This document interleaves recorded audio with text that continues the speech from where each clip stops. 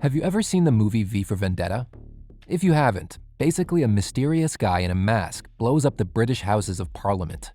The point is, if he'd used Tor, he could have achieved his aim of destroying the British government from the comfort of his armchair.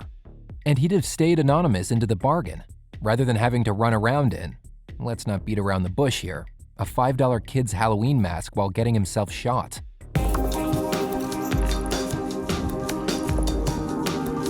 Hello people, welcome to the Privacy Freak channel, where we help citizens reclaim their sovereignty in a world without privacy.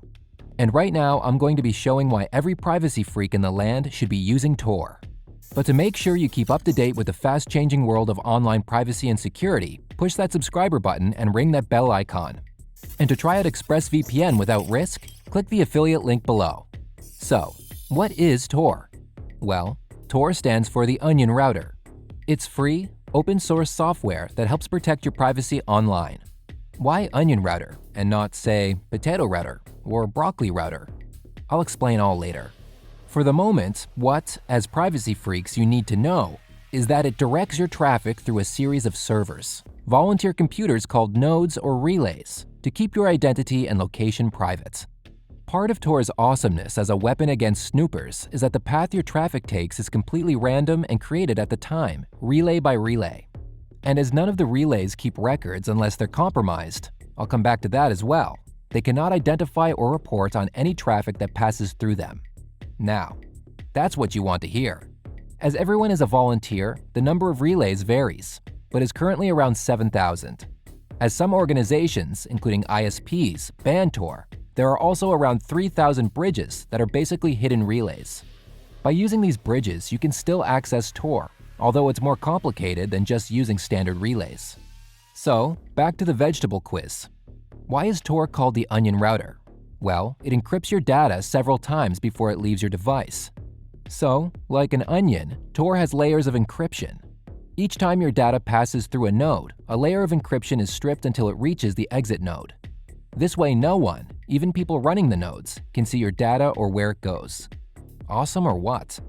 There is one small problem with this setup. As your data has to exit somewhere, the exit node is the only part where the ISP can log the IP address of that node. However, a hacker can only work out the exit or entry node, not both.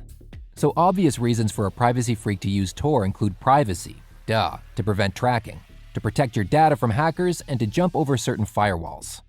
Or maybe dig under them would be more appropriate, as it's an onion. Onions do grow underground, don't they? Although they're probably all created in a lab nowadays. And lastly, you can use Tor to access the dark web, or, as there are many dark webs, to access the dark web that contains hidden onion sites. Okay, these guys really overdid the onion theme. Still, it's amazing software, and it's free, so let them have their little joke. So how do you actually use Tor? The easiest way is to install the Tor browser. It's actually a customized version of Mozilla Firefox. You might be wondering, given their popularity, why they didn't use Edge or Chrome. That was a privacy joke, by the way. And if you don't know why it was a joke, you might need to watch a couple of videos on browsers that respect your privacy. Edge and Chrome aren't two of them.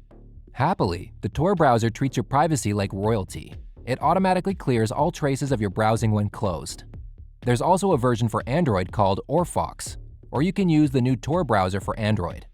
And for ultimate privacy, there's a live version you can run from CD or USB called Tails. Tails doesn't use your computer's internal hard drive at all, and the computer's memory is erased with each reboot. Also, cookies or temporary internet files loaded into Tails are not recorded, so they are deleted the minute the computer is restarted. Privacy freak heaven. So you've installed the Tor browser and you're good to go, right? Actually, no. You still need a VPN. Why? Well, a VPN gives you an extra layer of security and protects your backs. Think of it like Batman and Robin. 2 is better than 1. Although Batman did kinda dump Robin and get his own movie franchise, so not the best example. Anyways, there are 2 ways to use Tor with a VPN. Number 1, open your VPN and then open Tor. This is called Tor over VPN. If you want to use this method, you can get VPNs with Tor built in, such as NordVPN and ExpressVPN. You can check out both using the links below.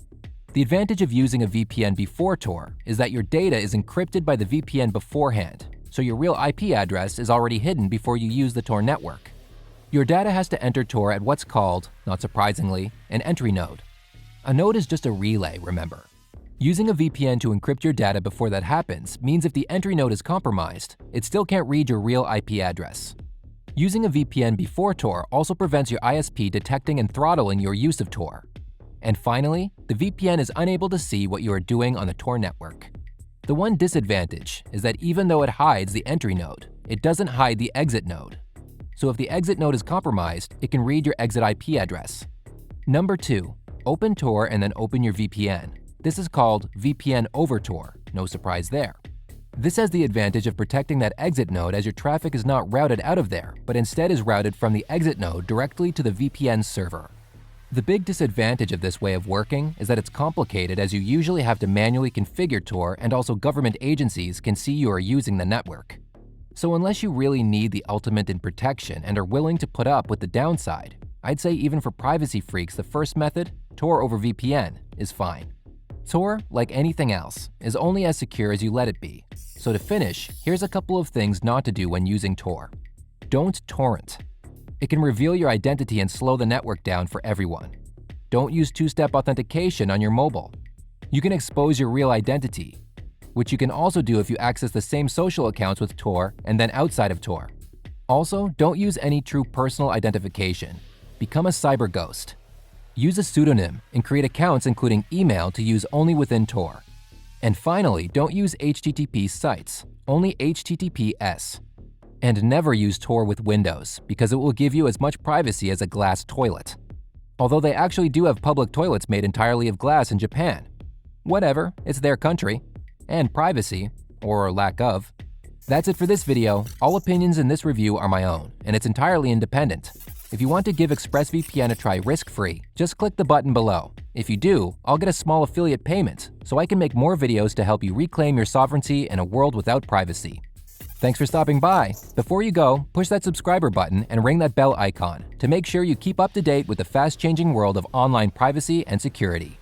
Till next time, and remember, be paranoid, but be private.